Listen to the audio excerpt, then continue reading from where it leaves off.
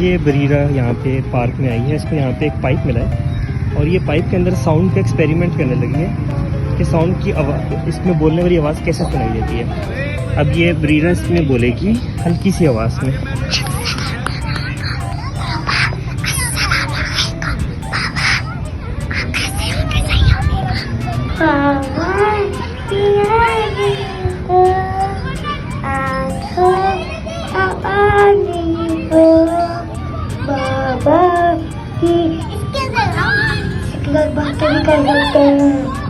और ये पाइप देखिए कितना बड़ा है। ये था साउंड एक्सपेरिमेंट।